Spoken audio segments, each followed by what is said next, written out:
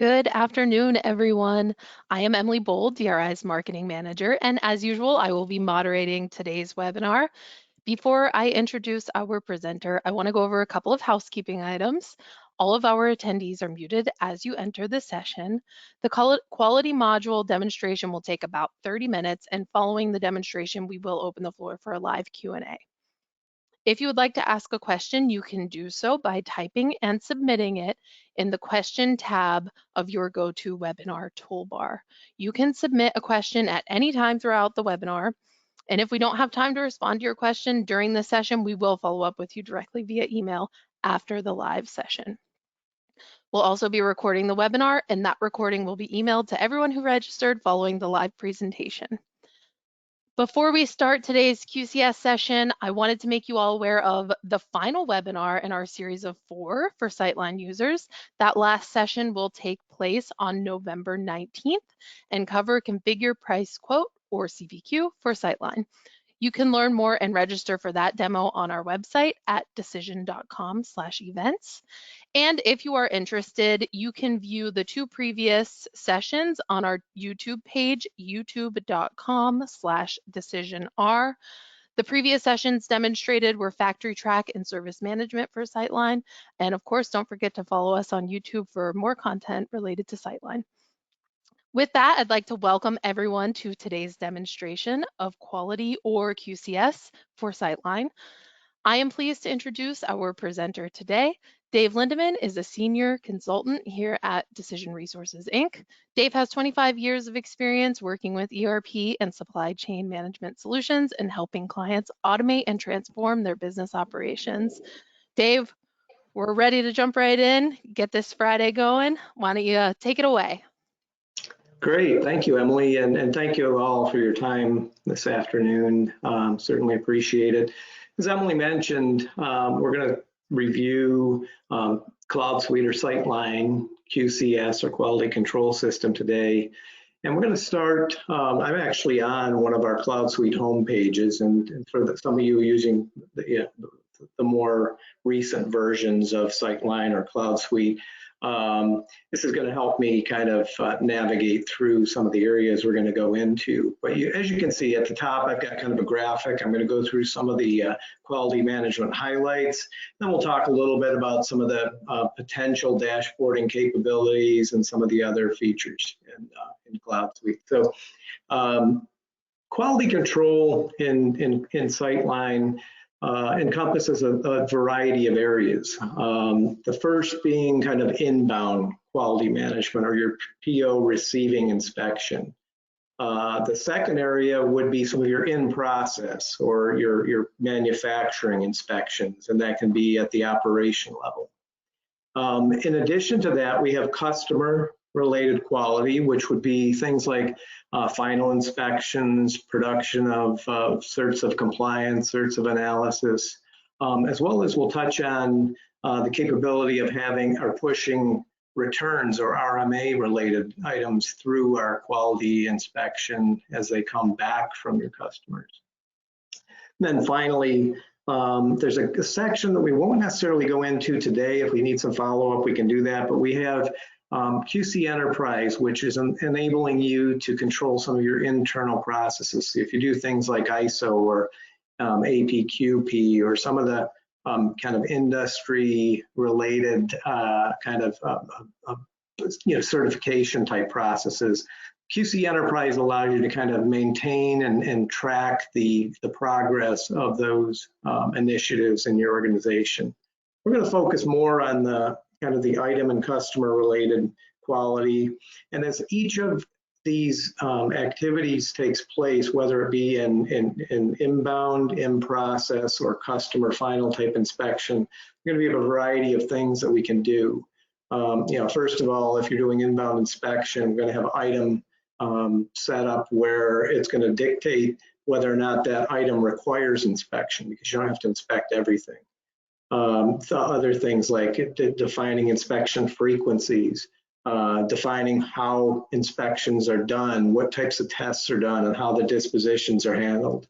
and as well as being able to initiate things like MRB or material review board, kind of hold statuses or corrective action requests and things of that sort. So we'll see all that as we kind of go through the system, but that's kind of an overview of what SyteLine quality has to offer. So let's start walking through some of the features. The first thing we're going to talk about is kind of how does quality, how does the system know to trigger a quality inspection when something happens in the system? So I'm going to take you into our item master, and I'm just going to hit this controls tab. I'm going to focus on this wear plate first. This is a purchased item. I'm going to focus on the controls tab, and you'll see down here in the bottom right-hand side, it says this is an inspection item, and it happens to be a conditional inspection. So in this case, if I hit this QC info button, it's going to take me to my quality management system and show me, it's a form called QC items that defines, what type of tests or inspections are done. Now, in this case, it says reference type P, which means purchase order. So this is an inbound inspection type item. And if we order this from Chromax Supplies, this vendor, no inspections required. All right, so maybe I have an approved or a certified vendor, I can specify that. All right, however, if I order it from anybody else, you can see on the second row here, you can see that I haven't specified a vendor. So the first one takes precedence, but then if I order from anybody else, I have to perform inspections based on some specification. And that specification is going to have tests associated with it. So here's my 2 tests, and I can have multiple tests, but I've got a wear resistance test, and I can specify things like what's my minimum, what's my nominal value, what's my maximum, what type of gauge or equipment do I need to perform that test. And then I perform a thickness test on that. So as we receive material, the system's going to kind of have me select and enter those tests as appropriate. All right. Now, if I were to look at a manufacturer, and let's look at this circuit board, you're going to see nearly the identical thing that we just looked at, but in this case, I said, this is something that has a routing associated with it. So if I click on the QC info for that, you're going to see that the difference here is it's a reference type of J for job. So this is a manufacturer item, and it's saying at operation 40, the testing area, we need to perform some tests. And again, I can have some additional information down here. Is a cert required? Is this a first article? Things of that sort. And then if I click on that test button here, I've got a solder and a power up test. And so it's set up identical to the one we just looked at. All right, it just happens to be, in this case, a job related inspection. All right, so that's kind of the mechanism that triggers an inspection to happen for an item. If we go back and start looking at a receipt that I've done, so I did a purchase order receipt, and that's going to create what we call a receiver in the system. Okay, what a receiver is that document or that task that we have to perform inspections and tests and dispositioning. So in this case, I've already done the dispositioning, but you can see I received against this purchase order, this item, so I received the wear plate. In this case, quality's noted that 1 of 5 were found to be out of spec. All right, so you can see the little graph over here. Here's 1 that's on hold right now, 4 have been accepted, a total of 5 are received. I see that information up here as well. If I click on the record tests and defects, and this is what happens when quality gets this, they would go into their test and defect or test results entry, and they'd enter their test results. So in this case, I said I tested 5 of those 5, all of those passed the wear resistance test. In the case of the thickness, 1 didn't pass that because it was under the minimum value. So when I click on that, you'll see that it was the minimum might be 0.47. And maybe my nominal was 0.48, and that was off. So in that case, I failed that test. So I've gone ahead and we've put those on hold. But when you put something on hold, you can create what we call an MRR, Material Review Report. So when I click on that MRR, here's where I start seeing the details of my quality inspection. So quality said, okay, here's my description of the issue. 1 of 5 were found to be out of spec. Okay, in this case, the thickness, I think I said under, actually measured over. The cause of the defect was vendor manufacturing. And those are all codes that we can use to do reporting and analysis on later on. I'll show you some of that. The correction and containment tab then allows me to put some additional information. Okay, in this case, the vendor is going to evaluate their process and remedy that, and then they're going to audit existing stock and perform monthly audits. So we've got all this information kind of nicely captured and visible, you know, for not just purchased, as I'll show you in a minute. The same would apply for manufactured items as well.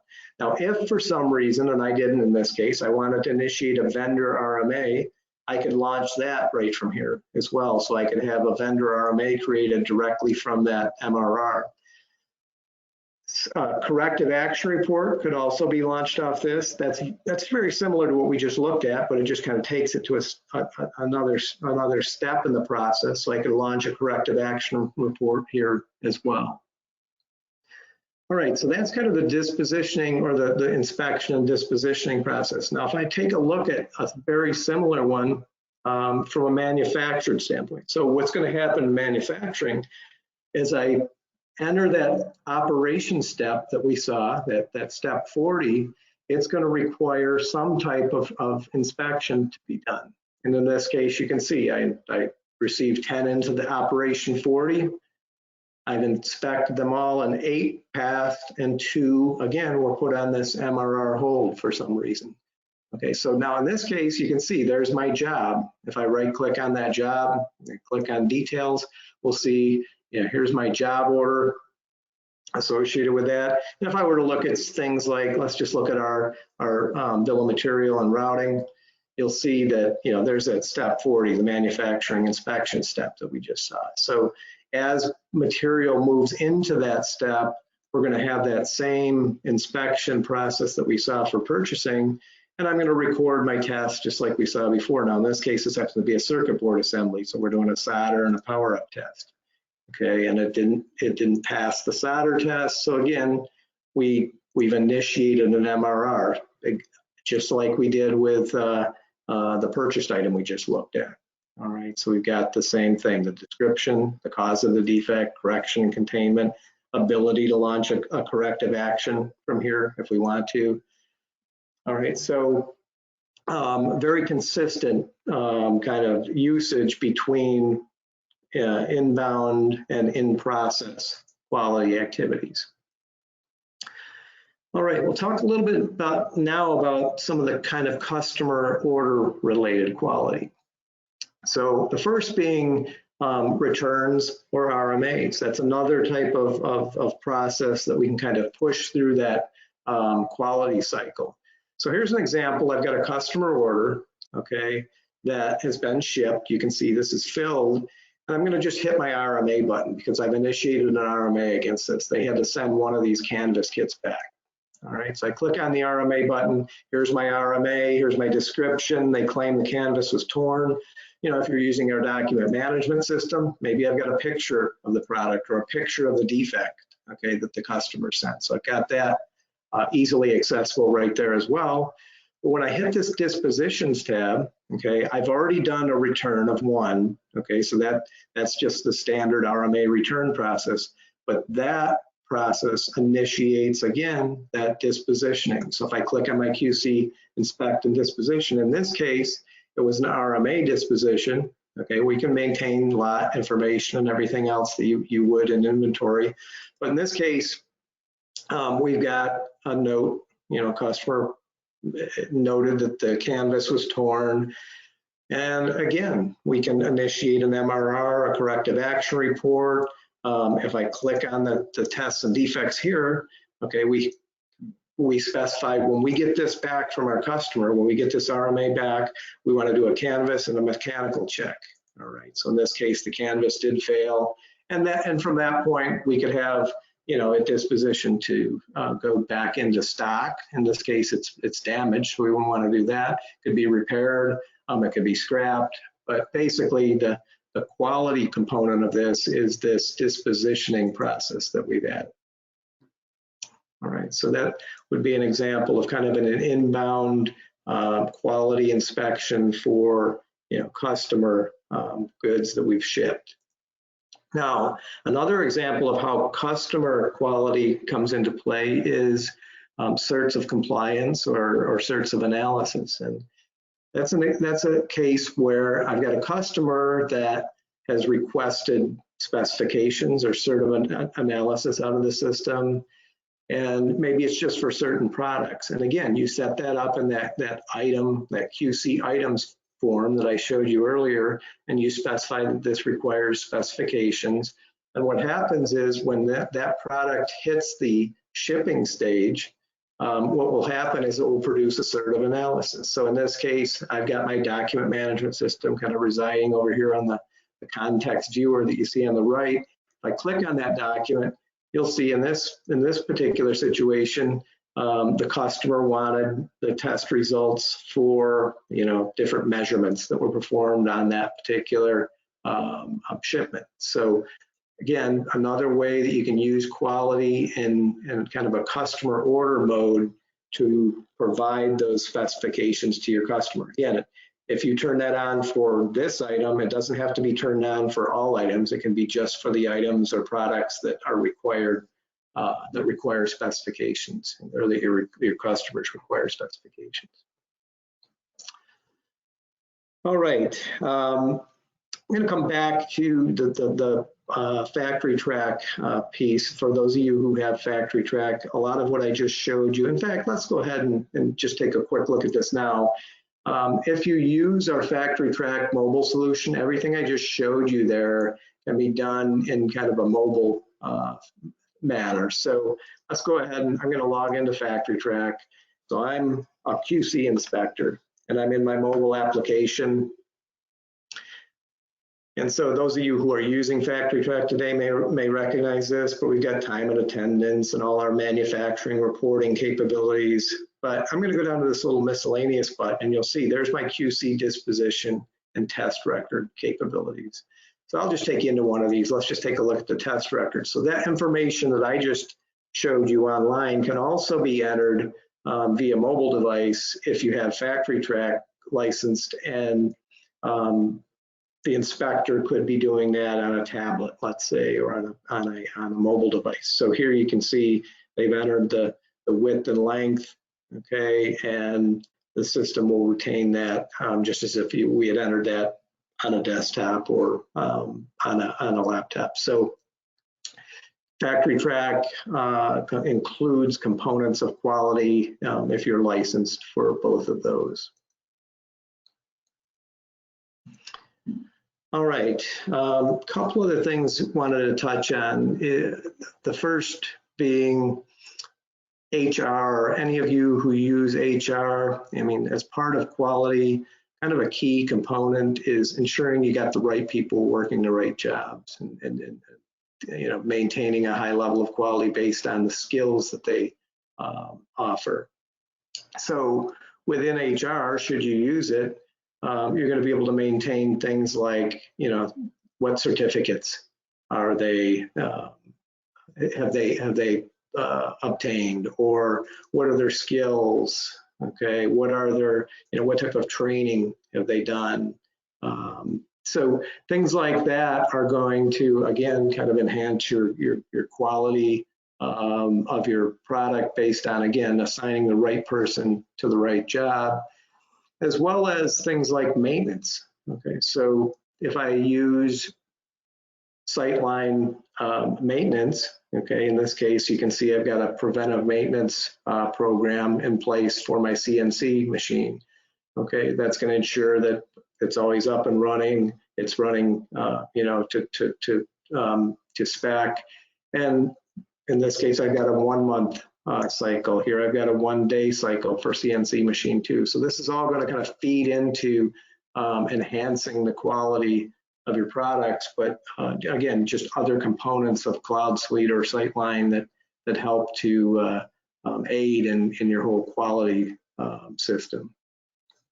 The other component is gauges and calibration. So this is purely part of the QCS system, but you're going to be able to track things like, when was my last calibration done? Now in this particular view, anything red is past its calibration time frame. So you can see in this case, the calibration is supposed to have been done on October 29th. It isn't. So that's why we're seeing kind of that red indicator. Whereas if I chose the caliper here, you can see we haven't hit the 2022 date yet. So that calibration is marked as green in this.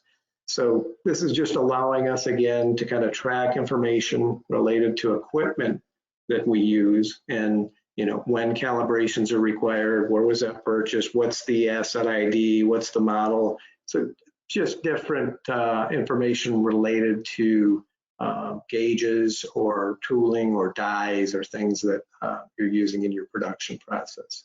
And if we kind of go across the top here, you'll see, I can see where is this gauge used, or where is it referenced, where is it used. Here it's used for different weights of cans in this case. And then I've got some other group where used, as well as user defined fields if I needed to add more information related to those gauges. So again, gauges is part of our QCS system and allows us to keep that nicely contained within the system. All right, finally, and this is an option, I just wanted to touch on the fact that if you use or if you license or if it's part of your Cloud Suite system, burst dashboarding and analysis capabilities, you're going to be able to take all this information that we've kind of presented up here and present it in a very graphical mode. And again, if you're using one of the more recent versions of SyteLine or Cloud Suite, as you'll see here, you can have what we call widgets on a home page. It can be anything from a menu, as we saw up above, to a dashboard that we see down here, and it's a live dashboard. I'll show you kind of how that works in a minute. I can even have forms embedded in widgets. So here's an example of some quality information, POs, receipts requiring inspection, where I've kind of embedded that in a Cloud Suite widget and have easy access without having to navigate through the system to get to that. So that could kind of become the checklist of those items that quality needs to inspect. And then finally down here, we see some of our kind of metrics or KPIs, critical numbers presented in a graphical format in widgets as well. So that's another use of widgets on how you might use those on what we call our home pages. Now, going back to the dashboards, again, I can use this, within the widget itself, or if I want a little bit larger view, I've got this in a browser separately, same work or same dashboard. But the way that a dashboard might work, and these are all quality dashboards that I've created. So again, you can create these any way you want. But here I'm showing, inbound analysis. So maybe it's a vendor scorecard where I've got dollars received, units received, what's been accepted, what's not accepted. Here's some trending by year, by quarter, so I can kind of see how we've trended. Well, over here, I've got some kind of chart information, percent rejects by vendor, percent late by vendor. I've kind of got a score by month, by quarter down here. And then at the bottom, I've got a detailed chart of all my purchase orders that I've received. So the way this might get used in real life would be, I see Bentley, as an example, is running at a kind of a high reject level. So I click on Bentley, and that's going to drill down. You're going to see everything's going to change based on that. So now I see, okay, Bentley, it looks like the spring clips are the predominant reason why I've got a high reject rate on them. And by the way, it's been filtered by Bentley now, so you see all the KPIs or key performance indicators changed. So now this is all reflective of just Bentley, their average score. Okay, there's a kind of a graphic of their average score.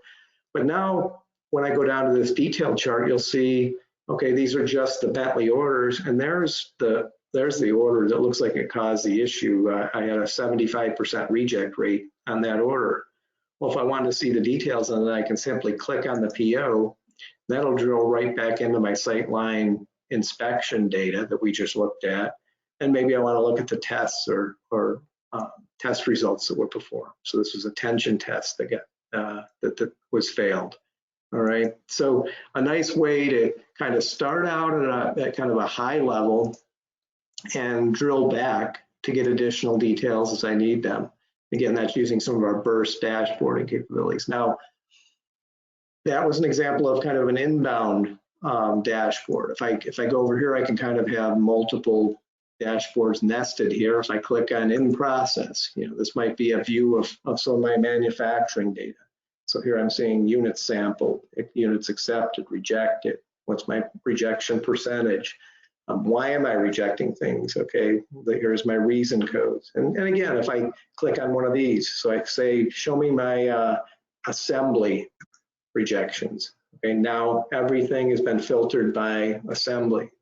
If I go back, I'll see it'll go right back to where we started. All right, so there, and down at the bottom, again, I've got kind of a detail table down there. I've got some additional charts and graphs. This is kind of a multiple coded chart where the colors are indicating work centers of different rejections by month and by year in this case. All right. All right, and then finally, if I look at the maybe a third dashboard, this is going to show me kind of non-conformance reporting. What are my total MRB dispositions? Okay, what's the average number of days? What's the average rejection percentage? And again, I could drill down into this as well. Non-conformance by cause, non-conformance by code. And then at the bottom, I can see I've got some more details in terms of the inspections that were performed, what was the cause of the defect, what was the cause code, and then I can see some of my corrective action information down below. Okay, so just different ways that you can take all this good quality information that you're kind of collecting through the SyteLine QCS system and get some valuable insight out of that data. All right, I'll stop there. Those are some of the kind of the key things I wanted to cover from the demonstration standpoint. I'll see if there's any questions, and if not, we'll let you get on with your Friday. All right, Dave. Well, thanks for the quick overview. Very insightful stuff for our users. We did get a couple of questions that came through, and I just want to remind all of our attendees that we are opening the floor for questions. If you would like to ask a question, you can do so by typing and submitting your question in the question tab of your webinar toolbar.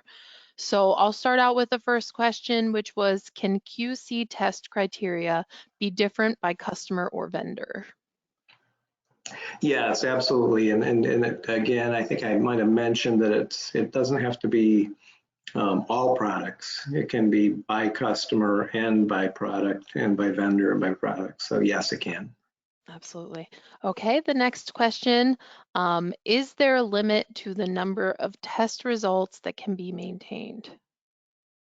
No, there isn't. I mean, that's basically a table value that just gets entered, so it's virtually unlimited tests can be performed. Okay, we do have two more questions. The next one is, can inspection results be put on a dashboard as a KPI? Yes, they can, and it can be, you can present that either as kind of a form widget like I showed you, or even a value on a form, or as we saw, they can be presented as a KPI on a like a burst dashboard, like we just saw in more graphical format. Okay. We do have one more question. It might be a little bit more involved, and it is, how do you build out a home page with widgets and dashboards? Oh, okay. Yeah, it can kind of give you an example. So the home page that I've got here, okay, has a number of different types of widgets on it. Now, if I wanted to add a new widget, it's very simple for a user to add this. So there's different types of widgets, but just to give you a quick example, I'll just click on edit.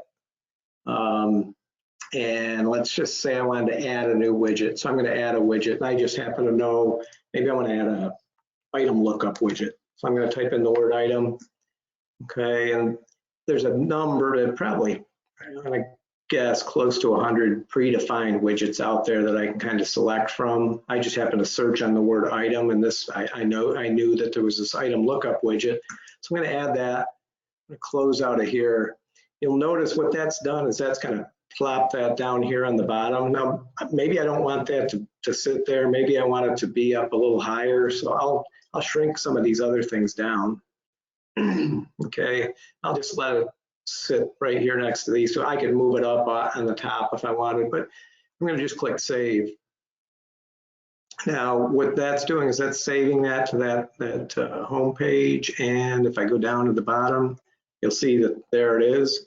And I mean, it's a live widget. So if I'm searching for a bolt, as an example, okay, there's all my bolts. And now, you know, if I click on this, it's going to drill back into inventory information. But pretty simple. I mean, it can be done by user. The difference here is this was this is kind of a predefined item lookup widget. This widget is what we call a form widget. So you specify the form name you want in this. This widget's actually just calling a URL. And so the URL this is calling for this dashboard is the same URL you see up here. All right, so that's how that widget was created. So pretty simple to create, you know, these home pages kind of the way you want it kind of look and feel. Yeah, good question. Good information to know. We did get 2 more questions while you were going over that. The Okay. next one is, can first article inspections be added into incoming inspections? Absolutely, yeah, and I probably should have hit on that while I was there, but the first article inspection is kind of one of the check boxes on that form. Okay, we had 1 more question, and that was, does the QC module stop someone on the floor of completing a job if the inspection is not done? It can, and it's going to be in conjunction with our event handler logic in the systems, or some people call it workflow. So yes, as long as you've got data associated with that, which you would, that can be the trigger that says I'm not going to allow, or I'm going to put it on kind of a pending status until that process takes place. So yes, that's something, and we often do those types of events or workflow in our implementations. All right, excellent. Well, that appears to be all of our questions for today. So we'll give you guys back a little bit of time on your Friday afternoon. Before we wrap up, I did just want to shoot one final reminder out there that we will have the configure price quote for SyteLine webinar on Friday, November 19th. Of course, you can always register for all of our events on decision.com/events. Thank you everyone for attending. Thank you so much, Dave, for your time once again, and we hope you all have a great weekend. Thank you, everybody.